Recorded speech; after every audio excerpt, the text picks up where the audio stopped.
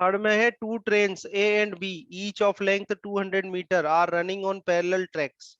A overtakes B in 30 second and A crosses B in 15 second. What are the velocities of trains A and B? ठीक है. So we have two trains and length of the trains कितनी है? A and B जो है 200 metre है दोनों ही. Two trains A and B each of length 200 metre. तो सबसे पहले तो ट्रेन्स बना लेते हैं हम. इसमें क्वेश्चन में थर्ड क्वेश्चन है. तो थर्ड क्वेश्चन है, इसे फर्स्ट हम लेते हैं केस वन. ठीक है, केस वन लेते हैं. तो केस वन में इसे हमने बनाया ट्रेन ए. ये ट्रेन ए आ गई आप. ठीक है, अब ये ट्रेन ए है और ट्रेन ए जो है उसकी लेंथ आपको गिवन है कितनी है? 200 मीटर. तो ट्रेन ए की लेंथ अपन कर लेते हैं 200 मीटर. ये ट्रेन ए की लेंथ कर ली 200 मीटर. ठीक है, आगे देखो आप. ठीक है, are running on parallel tracks. ठीक है, A overtakes B in 30 second. A overtakes B. ठीक है, ए जो है वो बी को ओवरटेक करती है. तो इसका मतलब कुछ ऐसा होगा इसमें. कुछ केस क्या होगा? ए जो है वो बी को ओवरटेक करी. तो ओवरटेक का क्वेश्चन जस्ट आपने किया था. ओवरटेक कभी कभी हो सकता है जब ये दोनों सेम डायरेक्शन में जा रहे हो. ठीक है, तो ये बी वाली ट्रेन हो गई और ये कितना है? 200 मीटर है. तो ये 200 मीटर का हमने कर दिया. ठीक है, मान लो कि जो ए वाली है उसकी वेलोसिटी वी ए है या उसकी स्पीड वी ए है, इसकी स्पीड वी बी है. ठीक है, तो अभी इसमें और टाइम कितने में ओवरटेक कर रहा है? ये 30 सेकेंड में. ओवरटेकिंग का टाइम कितना है? 30 सेकेंड है. ठीक है, तो हम यहाँ पर क्या करेंगे? वापस से आप क्या करोगे? Relative velocity of relative velocity of A with respect to B. ठीक है, relative velocity of A with respect to B अगर मैं फाइंड आउट करूं तो क्या आ जाएगा? ये वी ए बी आ जाएगा. ठीक है, वी ए बी क्या आ जाएगा? V A minus V B आ जाएगा. देखो वी ए बी क्या आ जाएगा? V A minus V B आ जाएगा. अब वी ए कितना है आपका? वी ए यानी वी ए हमें तो पता ही नहीं है. ठीक है, अभी तो इसकी वैल्यू फाइंड आउट करनी है हमें.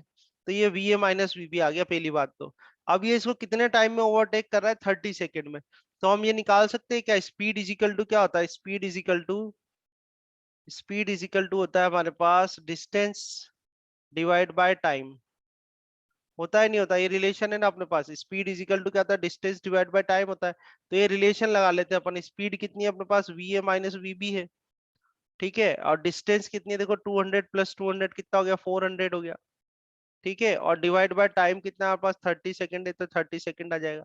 इससे इसको कैंसिल कर दो, है ना? तो आपके पास आ जाएगा 40 डिवाइड बाय 3. इसको एक इक्वेशन कर देते हैं. तो ये तो हमारा सोल्व हुआ केस वन. अब केस टू की बात करते हैं. केस टू हमें क्या दिया हुआ है? केस टू देखो इसमें. तो फर्स्ट थिंग तो यही थी कि A overtakes B in 30 second and A crosses B in 15 second. ठीक है, ए क्रॉसेस बी. ए क्या है? बी को क्रॉस करता है. अब क्रॉसेस ओवरटेक वाली बात अलग है और क्रॉस वाली बात अलग है. ठीक है, इसमें क्या था? ए ओवरटेक्स बी. ओवरटेक वाला केस तो हमने बना लिया. अब क्रॉस करने वाली बात है कि ए क्रॉसेस बी. अब ए और बी क्रॉस कैसे करेंगे? क्रॉस जब करेंगे जब वो अपोजिट डायरेक्शन में आ रहे हो. ठीक है, कुछ इस तरह से होगा जैसे ये ए वाला है, ये ए वाला है. ये ए की वेलोसिटी आपने वी ए ले ली. ठीक है, और ये वाली जो बस है अब या ट्रेन जो हम ले रहे हैं बी वाली. ठीक है, ये तो ए हो गया. ये इस तरफ जा रही है तब ये एक दूसरे को क्या करेंगे? क्रॉस करेंगे. अदरवाइज क्या केस होता? ओवरटेक का होता. ठीक है, और वापस से दोनों 200 के ही है ना? अब ये क्रॉस कितने में कर रहे हैं? 15 सेकेंड में. क्रॉसिंग का जो टाइम है इनका वो कितना है? 15 सेकेंड है. तो यहाँ पर अगर मैं अपन यही निकालेंगे relative velocity of A with respect to B. तो क्या लिखेंगे अपन? V A minus V B लिखोगे. पर वी बी किसका आएगा? माइनस का आएगा. समझ रहे हो? तो ये कितना हो जाएगा आपका? V A plus V B हो जाएगा. ये आई बात समझ में? हम्म. ठीक है, ये ओवरटेक का केस था और ये क्या है? क्रॉस कर रहा है एक दूसरे को.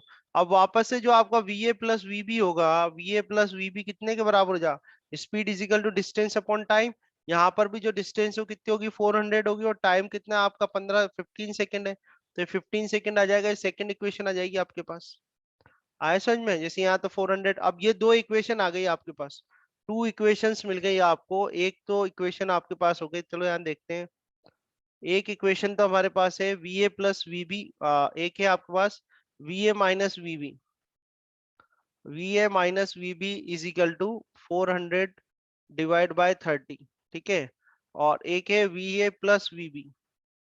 We A plus V B is equal to 400 divide by 15, ठीक है। फर्स्ट इक्वेशन, ये फर्स्ट इक्वेशन है, सेकंड इक्वेशन है। आपको v और vb फाइंड आउट करना है। इसे इसको सम कर दूं मैं, तो सम कर दूं क्या आ जाएगा, ट्वाइस ऑफ va आ जाएगा, ठीक है। और यहाँ सम करते हैं तो 400 को बाहर ले लेते हैं अपन, और 30 अगर मैं एलसीएम ले लूं यहाँ पे तो 1 आ जाएगा और +2 आ जाएगा, ठीक है। So it will be equal to 400 into 3 divide by 30। ये 10 टाइम्स कैंसिल होगा, ये इधर कैंसिल हो जाएगा, और ये ट्वाइस ऑफ वी ए आ जाएगा आपके पास। और यहाँ से आप देखें तो V A is equal to कितना आ जाएगा, V A is equal to 20 metre upon second, ठीक है कि नहीं, ये बताओ, ठीक है ना। 20 सर। मीटर अपॉन सेकेंड आ जाएगा। ये 20 मीटर अपॉन सेकेंड आ गया। आप किसी भी एक इक्वेशन से वी भी निकाल लो आप, तो जैसे फर्स्ट वाली इक्वेशन ही ले लो, फर्स्ट वाली इक्वेशन में वी ए कितना आ रहा है आपका, 20 आ रहा है। 20 minus V B is equal to अपन करते हैं 400 डिवाइड बाय 30 कर देते हैं, इससे इसको कैंसिल करते हैं, ठीक है। तो वी बी हम फाइंड आउट करें तो V B is equal to कितना जाएगा, 20 माइनस 40 डिवाइड बाय 3, ठीक है। तो ये हो जाएगा 60 माइनस 40, और 60 माइनस 40 डिवाइड बाय 3 हो जाएगा, है ना। और ये होगा जो आपके 20 डिवाइड बाय 3 आ जाएगा वी बी, और 20 डिवाइड बाय 3 कितना हो जाएगा, V B is equal to, बोलो, 3 6 18, 6.6, है ना, yes sir. 6.6 metre upon second. ये आपका वी भी आ जाएगा इस तरह से, ठीक है। तो एक बार आंसर चेक कर लेते हैं, देखो आप,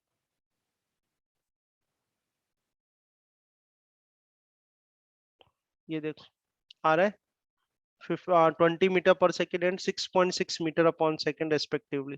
तो कॉन्सेप्ट समझ में आ रहा है आपको, कॉन्सेप्ट क्या है।